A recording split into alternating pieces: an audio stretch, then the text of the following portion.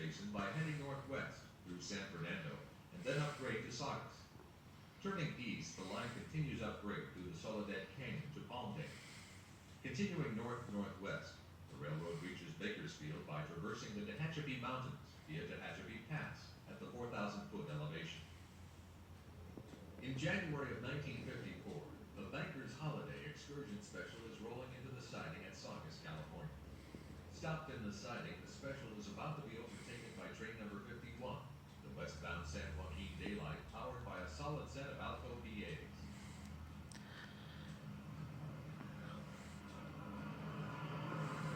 Stan Kistler was aboard this train and relates how the trip came about. January 1954, Chet Hogan of the Farmers and Merchants Bank and some of his people in the bank and Mr. Ferris of the Railroad Club got together and said, we ought to run a special, we'll just call it the Bankers Special. We'll run a train from Los Angeles to Bakersfield and back. And it's a nice time of the year. And he said, why don't we get the native sons and daughters of the Golden West to come out in some period costumes and we'll reenact the driving of the last spike on the Southern Pacific northern extension into Los Angeles at Lang. Everybody seemed to think that was a pretty good idea, and we started advertising the trip through the mailing list and got a trainload of people. And the Southern Pacific provided us with a fine heavyweight passenger train with a GS locomotive and a 882 cab forward.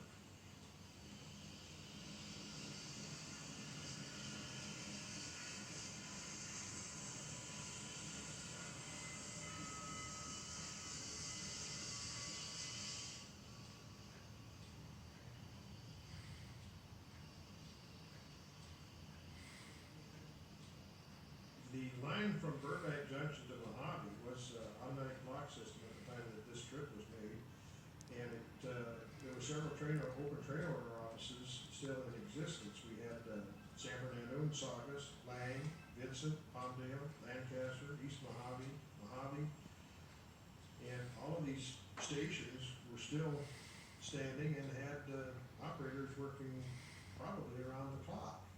It was a time when there were a lot more people running the railroad than there are now, and a lot more buildings standing than there are now.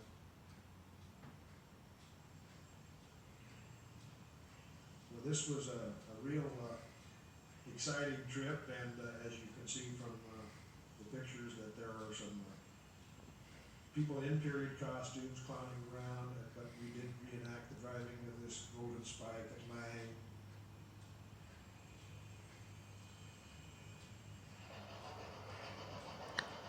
The trip ran from Los Angeles to Gallatin, California, and returned over Tehachapi Loop.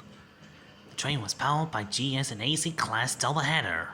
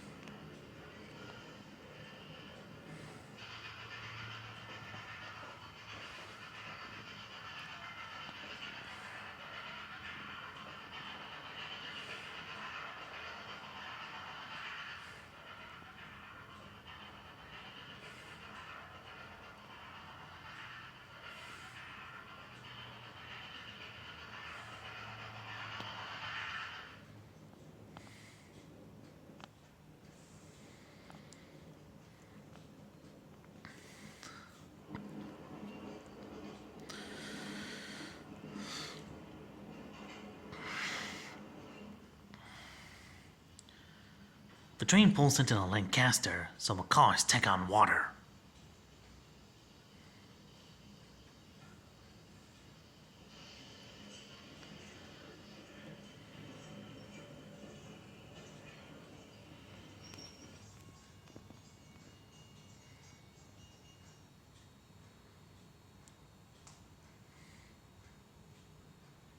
At Mojave, the train has stopped so that several passenger cars can be filled with water. The water spout used to fill the tenders of steam locomotives is still in place, but its days of usefulness are nearing an end. Soon the Southern Pacific will be completely dieselized. A station stop. to a station stop in Lancaster. Aboard the train, John Ferris, founder and president of the Railway Club of Southern California, chats with a passenger as the train starts downgrade at the town of Tehachapi. After reaching the summit, The famous Tehachapi Loop comes into view as the train drifts downgrade, approaching way alongside. to allow any trains to go by.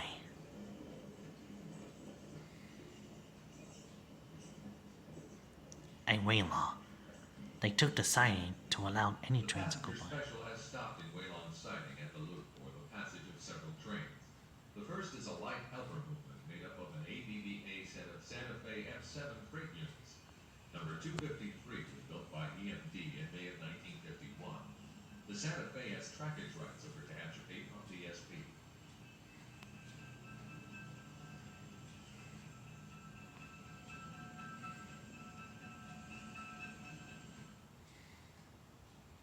There's the yellow body engine running light for the next assignment.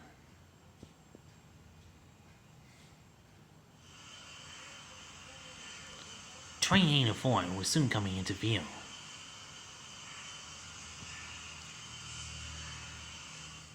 Later, an eastbound Southern Pacific freight growls up the grade approaching the loop. The train is powered by an ABBA set of F7 freight units. This is train number 804, one of several scheduled third-class freights to work their way east over Tehachapi. A like number of third-class trains are scheduled westbound.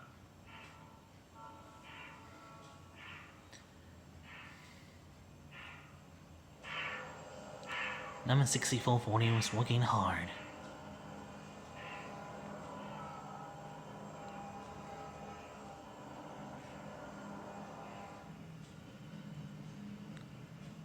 On the rear of the train, Alco RS3 diesels. Shelves hard.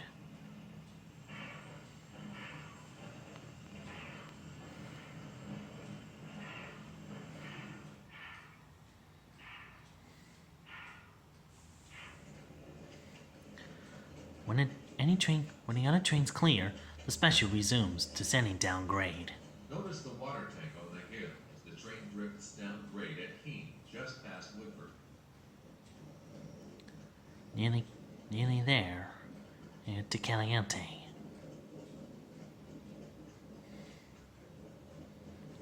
Making good time.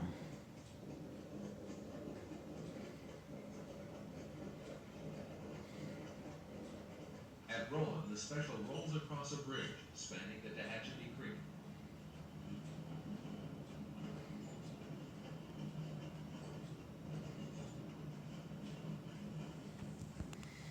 The horseshoe curve and the town of Caliente can be seen in the distance as the train continues its descent.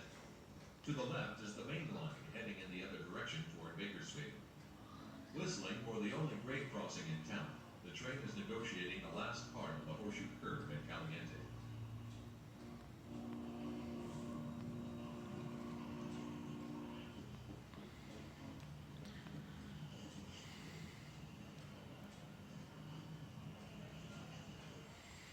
Actually, the train did not go to Bakersfield. We went to Caliente and spent a good time in Caliente with about 450 to 500 people dumped into the middle of Little Caliente for the afternoon while the locomotives went on to Bakersfield, and they brought back two fresh ones to take us back to Los Angeles. Again, a GS 484, and they kept forward. At Caliente, I believe we had the San Joaquin Daylight pass us, as well as Santa Fe's Grand Canyon with the PAs on it. These PAs were built by Alco's connecting to New York, replacing passenger service the following month.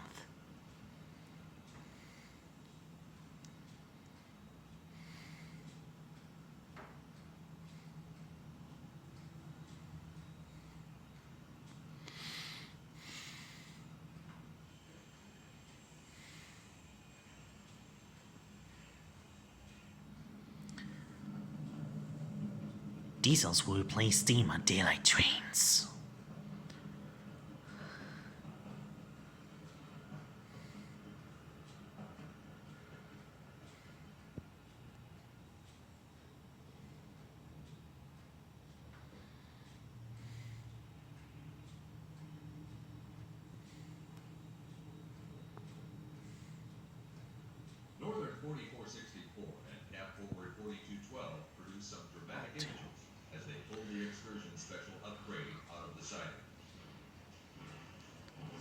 slowly out on the siding. 4464 is living driving wheels.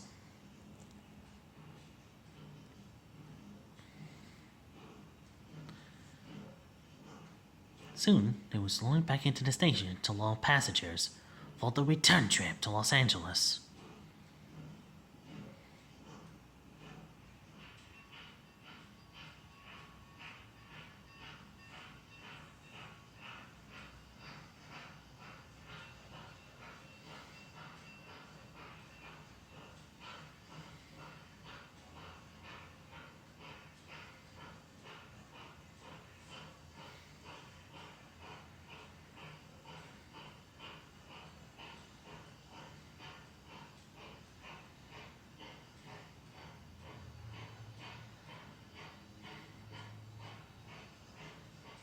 Later, the train glides down grade on the main line. After stopping, the train will be reboarded for its eastbound departure. For the return trip.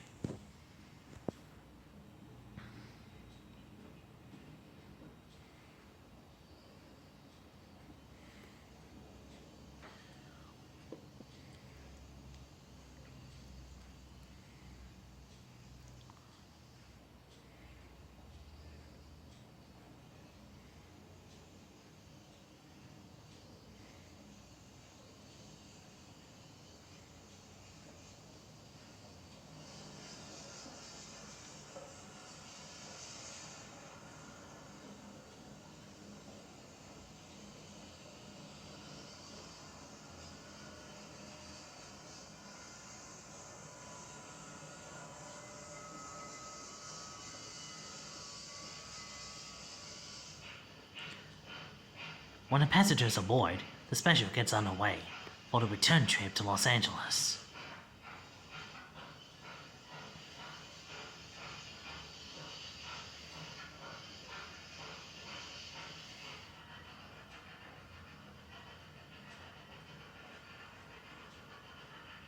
Between Woodford and the Loop, the engines are working hard on the 2% grade eastbound. The setting sun is symbolic of what lies ahead for the American steam locomotive. The Bankers Holiday Special is providing fans another opportunity to enjoy the excitement of steam locomotives in action as the twilight of steam locomotion draws to a close.